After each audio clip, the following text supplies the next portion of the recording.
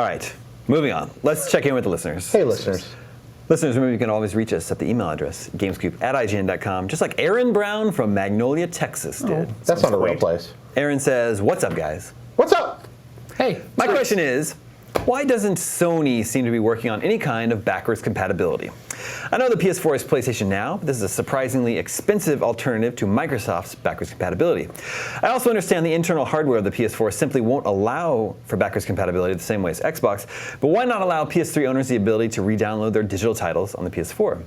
Journey proved this was possible when it launched on PS4. I was able to re-download the game without having to purchase it again. Why are all the games I paid for locked away on last gen if this is an alternative? And if it would be possible for PS3 games, why not the PS2 and PS1 games I have on my PS3 as well? My speculation on this is that Sony spent a lot of money for PSN and wants to get as much of that back as they can. Also, emulation. Or do you mean PS Now? PS Now, geez, not PlayStation Network, sorry, PS Now. Thank you very much. They spent a lot of money for the tech behind PS Now. They needed to pay for that. Clicky sticks. Also, we gave that game a 10 too. Clicky sticks. Levi gave it a 10. Emulation of something like the core processor on more of an x86 architecture processor is not an easy thing to pull off. And yes, they managed to do Journey, but there are a lot more moving parts in some larger games, and I imagine that that's an expensive prospect. Backwards compatibility tends to be something that's appealing earlier in a console generation than later. Yeah. And the farther you get removed from that previous generation, the harder and harder it is to get that internal marketing argument made. I'm sure there are some people at Sony that would love to do it just for Sony's fans. Some people think it'll be profitable, but after the money they put into PlayStation Now, I don't think we're going to see it. Yeah, well, there's also just the fact that Sony doesn't really need to. Yeah. Right? In terms of, like, I mean, that's the their sales aren't hurting. The backwards compatibility that Microsoft revealed at last year's E3 2015 was like one of the most positively received moves of Microsoft's generation. It's one of their top stories. Yeah, and our wiki is huge every time we update it with new games. And obviously there was the news this week of Red Dead coming back, which blew up. And I think Damon's absolutely right that Sony doesn't really need to do this. I think a really cool thing though would be if PlayStation Now, which is a pretty cool service, and I actually disagree that it's too expensive, especially for it's like $100 a year. Yeah, but it's a really big library of games. I think it'd be really cool if they started adding PS2 and PS1 games to that. Yeah. I think that'd be really cool if you could go back and play Square RPGs and Siphon Filter and the Spiral the Dragon games and Crash. I think that would make that a much more. That's like what I wanted from Nintendo and the Virtual Console from the get-go was a Netflix style. Hey, let me pay you $15 a month, but let me play everything. Yeah. Like, let me play everything that you put on there from now and as long as I'm paying. Yeah. I sort of like that more than the a la carte. And I'm the other way around. I prefer a la carte stuff, so something like PlayStation Network or Virtual Console, the way those have worked more classically, hey, just pick and choose what I want. I enjoyed that more because I'm always afraid, like Netflix, things are going to rotate off the service and I'm not going to have access to them anymore as licensing deals change or if the service goes away. But either way, I like having the games. And I think Jared PlayStation likes has a good product. What they used to call legal backups.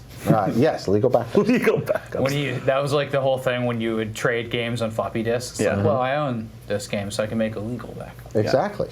Remember those days? I'm a big fan of legality when it comes to most things. When it comes to most things. Yeah. Let's not dig into that. Yeah, it's for another time. So Sony has said that they're just not really focusing on backwards compatibility. Yeah.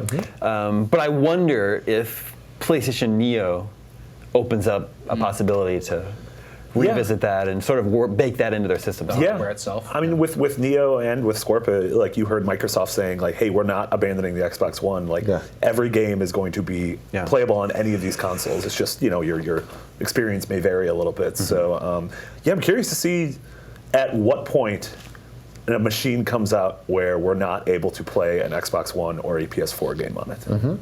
Like, I don't know at what point, especially with this sort of mid-generation leap we're making, if we're going to get a PS5 or an Xbox 2. In the meanwhile, whether it be Xbox backward compatibility or PlayStation Now, I'm in favor of anything that gives us more old games to play and keeps that history alive. So that's cool. You're here.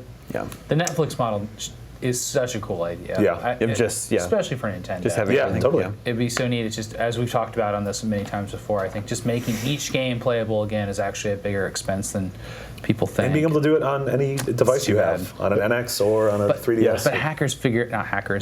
I guess hackers figure out how to do that for free with emulation. Makes me feel like I have the It's too bad that channel. officially it's hard to do. Yeah, the second channel. Yeah, well, that was a subscription service, right? Yeah. Where you could download, like, It was several a month, and then but they rotated out, so you had to finish them within a certain amount of time because then new ones were available. I was actually just reading about that in Console Wars, which is a great book. You should totally check out. About Blake J. Harris. Yeah, the battle between Sega and Nintendo in the early 90s.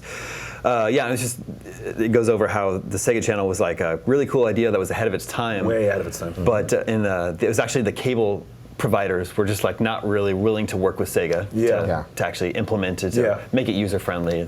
So they were the ones that were really holding it back. It had taken off, we might all be Netflixing our games right now. Honestly, that was the kind of service they were pushing. Nice. What was that first cloud gaming service? Was it OnLive? Oh, I don't know. Yeah, OnLive. 2006, 2007 when that was like coming out, and then Gaikai was. What about GameFly? When was that? I mean, GameFly was just wasn't like discs. That was just discs, right? No. I think they went. I'm thinking GameFly. I'm thinking of the wrong thing. What was the thing Prince of Faldi used to work for? What's that? OnLive. Oh, no, GameTap. GameTap. That's it. Not GameFly. GameTap. Yeah. Pardon me. The ones Faldi used for. GameTap. Thank you. I got clicky sticks today. Yeah.